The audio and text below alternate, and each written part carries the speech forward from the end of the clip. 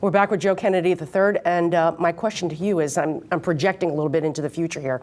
If you won, and Elizabeth Warren won, and she's running for president of the United States, there would be a special election to replace her, and Massachusetts would be left with 2 senators with virtually no seniority. Is that good for Massachusetts voters?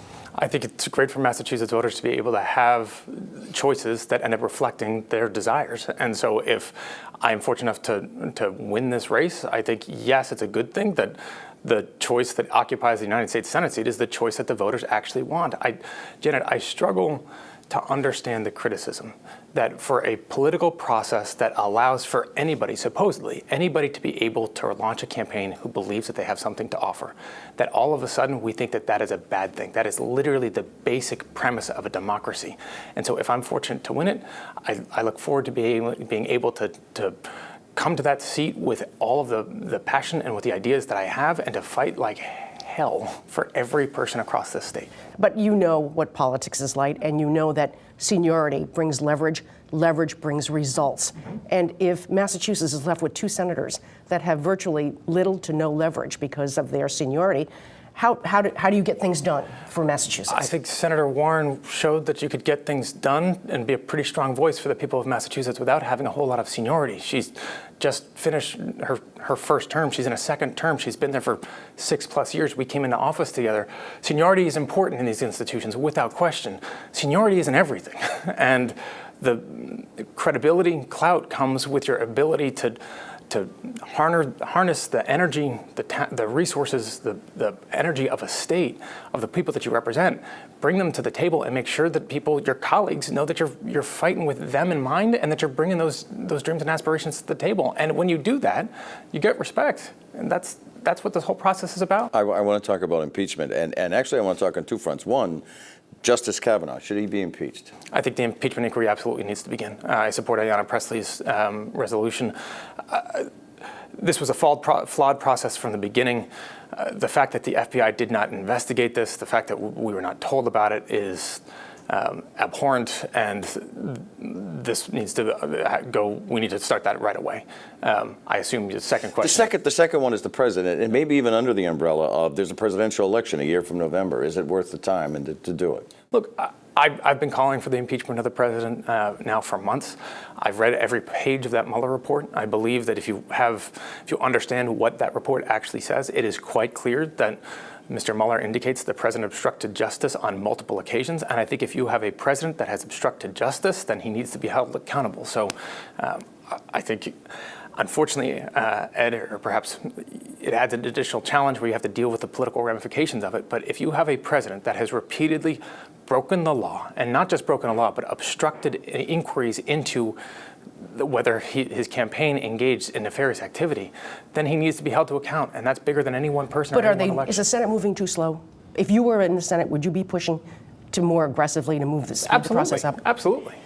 So I think the question on the minds of a lot of people is, how are you different from other Kennedys that have held elective office? I'm talking, of course, about your father, your grandfather, your cousins, your granduncles. What makes you stand apart, or do you not stand apart? Every one of us stands apart, Janet. And look, I'm not going to go back through the voting record of my uncle or my grandfather or President Kennedy or my dad.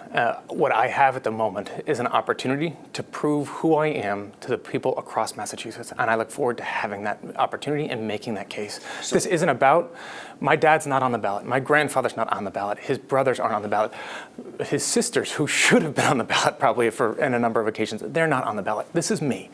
But there's an opportunity that comes with that, where I get to make my case about who I am, what I believe in, who I'm going to fight for. And yes, I'm of course influenced by my family, as any person is going to be influenced by theirs. But what's the one thing that makes you stand out from them? What makes you different from them?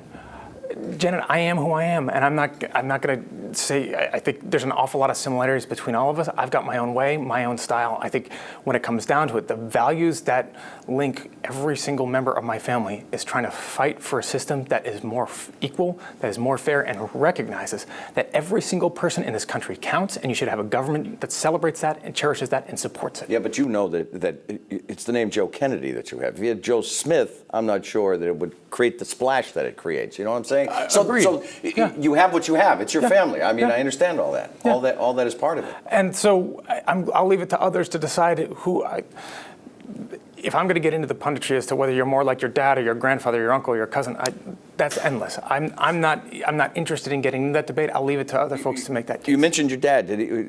What advice did he give you? He was a former congressman, but what advice did he give you? He's been very supportive. He's been he's a mentor to me, obviously, as any father would be. I'm particularly close with him.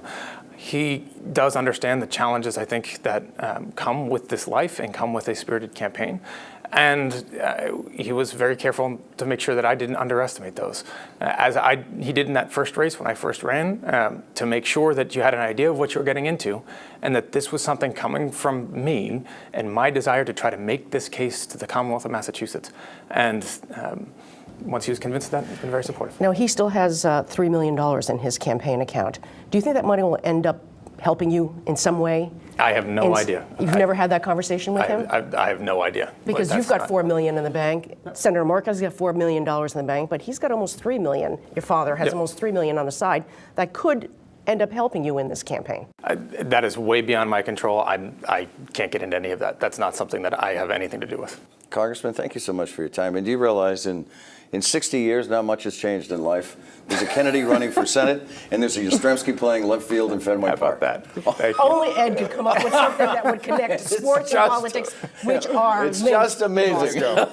Congressman, thank you for your time. We Thanks, greatly guys. appreciate it. All right, Appreciate we're in it. Washington now. After the break, we'll be in Boston with a roundtable. Stay with us.